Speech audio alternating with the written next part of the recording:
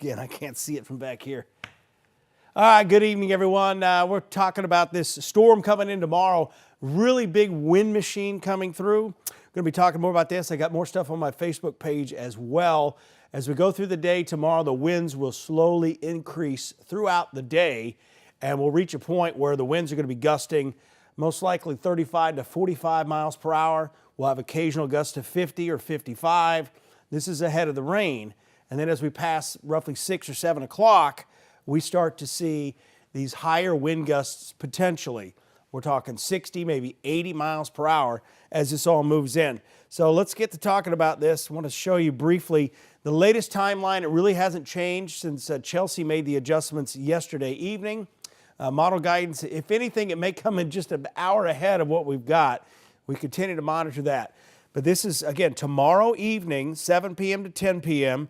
We've got this area, this line of showers, and maybe a few thunderstorms. There's not a lot of instability. In fact, there's zero instability. That's why our main concern is wind and not that of tornadoes or large hail.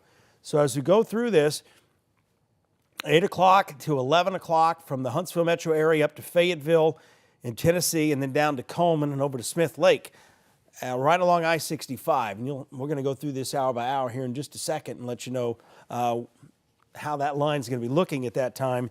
And then 9 p.m. to midnight, Gunnersville, Scottsboro, High Top, Albertville, Gadsden. Keep in mind, some of you could lose power well in advance of this. So again, you could lose power with the gusts of wind at 45 to 50 miles an hour ahead of this. The challenge is the wind affects things differently. It all depends on the angle the wind comes in. A lot of times you'll get some of these flat roofs.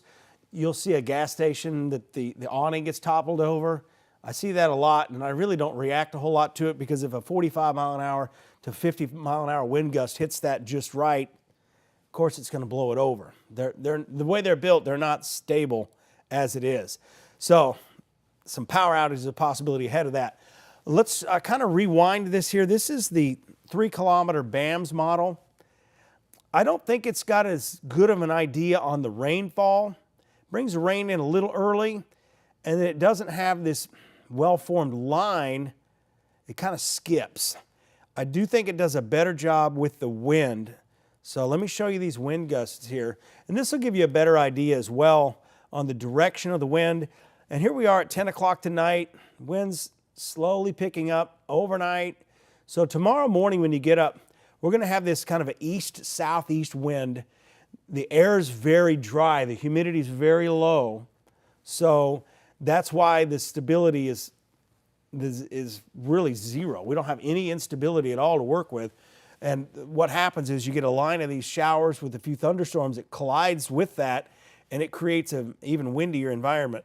So as you go forward here, it's really around the lunch hour. Here's 1 o'clock. You start to get these winds due southeast.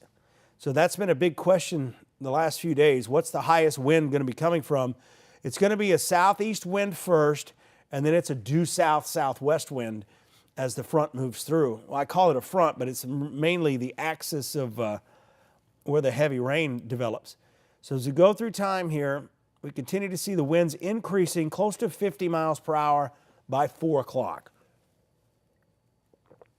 A little sip of water there. I'm going to need that tomorrow too. So we continue on here.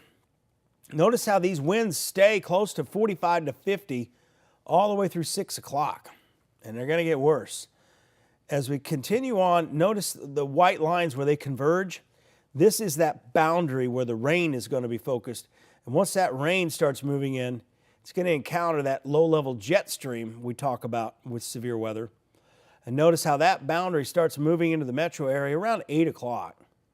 So those are going to be when the max winds start coming through. So let's go forward here. This is the highest impact as far as the winds go. And I think when I do this in the future, I'm going to do it more alphabetically. But this basically is from west to east. So Waterloo, about 640 is when the highest wind's starting to move in. Russellville, Florence, around 650. Rogersville, about 710. And these winds will last about an hour. And during this time, you may lose power. The spin-up tornado threat is there.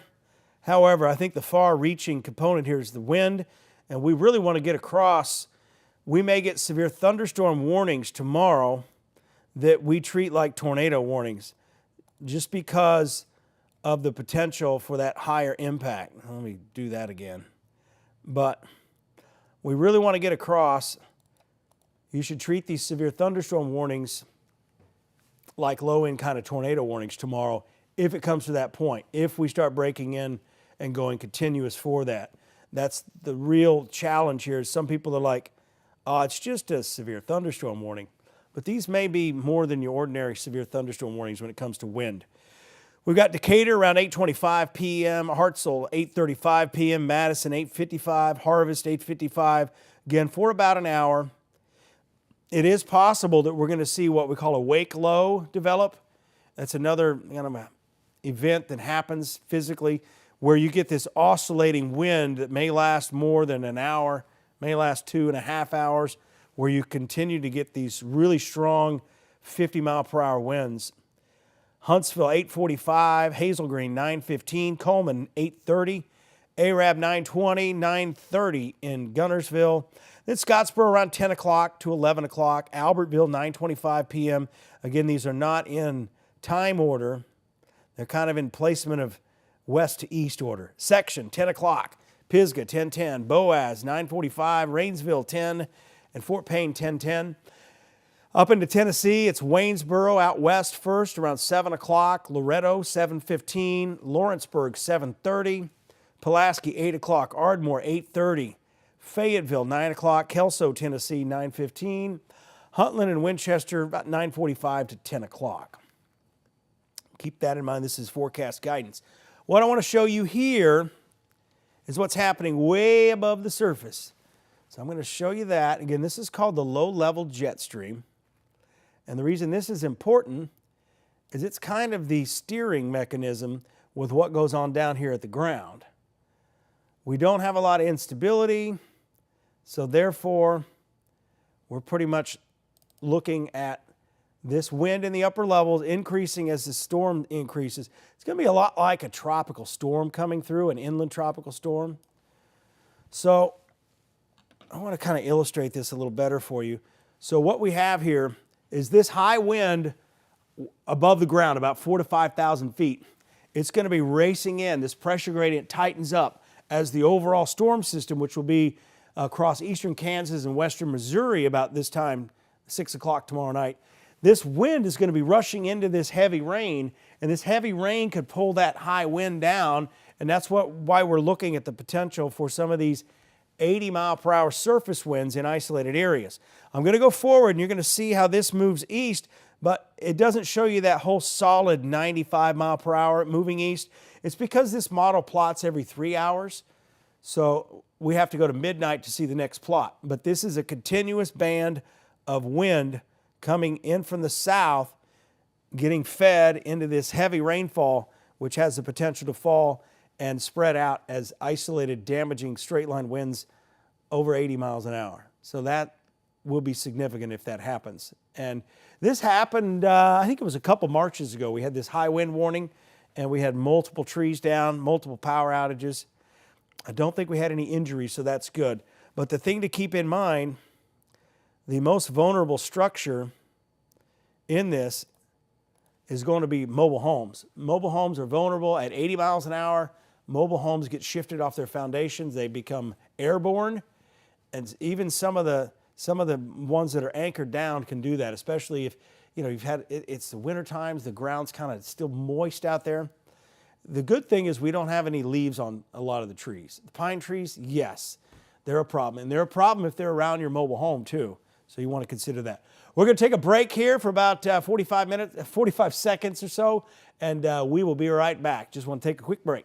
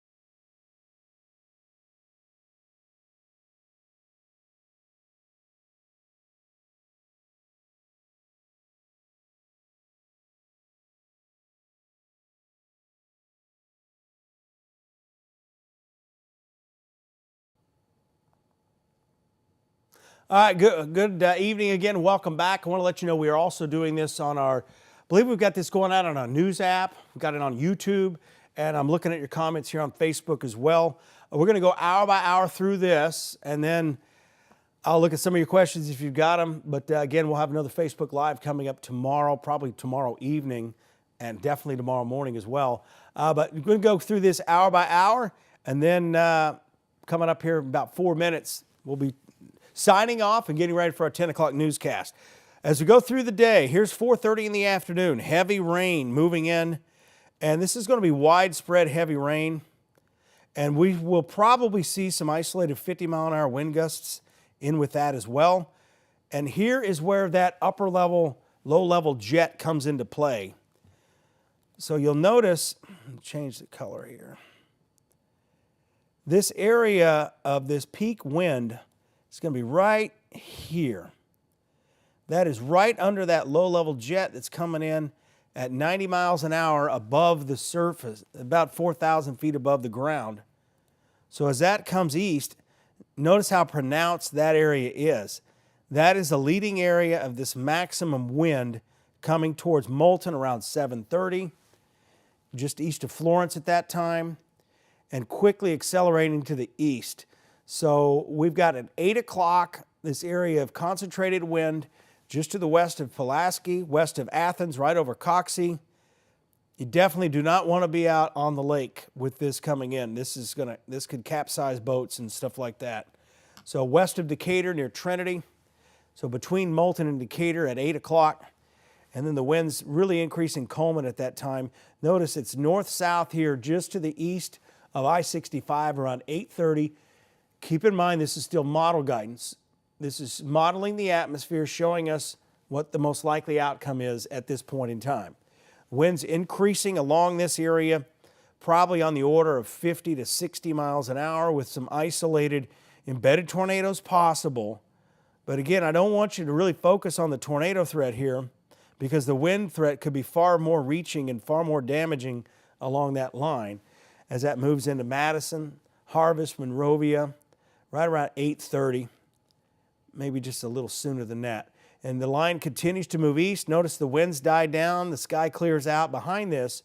However, we could still see the fact that this line is accelerating to the east. It's running into stable air. You can see this oscillating wave that goes back and forth. We may see that for a few hours behind the main area of rain, and that's called a wake low, so we'll have to watch that closely. As we continue on, still looking at very strong winds here from Scottsboro, just to the west of Fort Payne near Section, down to Rainsville, Henniger. Moving east, that's 10 o'clock tomorrow night, and this continues to accelerate into Georgia. We're going to get kind of a lull in the wind, but then the wind picks back up as we get into the morning hours. Here's Wednesday morning. We'll have the wind coming more out of the northwest, gusting to 30 to 35 miles an hour. So it's going to feel pretty chilly out there. 3-day forecast, again, high wind is the high impact potential tomorrow. Power outages expected in a few areas. And then windy early Wednesday down to 55 and then 53 on Thursday. So overall, we've got a lot of wind coming our way. This is not unusual for this time of year. That's why we say March sometimes comes in like a lion. See if I could get any of your questions. Oh, I haven't caught up here on the stream.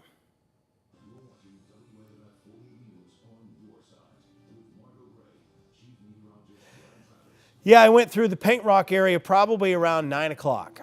Paint Rock, Woodville. Spent some time over there today at Woodville High School. Talked to the kids there, had a good time. But again, getting ready for the 10 o'clock news. We're going to be doing this every day at 9:30 in the evening. We're going to do this on all of our digital platforms, so you can find us at all of them. Go follow us on YouTube. Sometimes it's easier to kind of sit back and watch it on YouTube. You guys take care and have a good evening. Stay weather alert tomorrow. Again, high fire danger tomorrow morning as these winds increase, so no burning.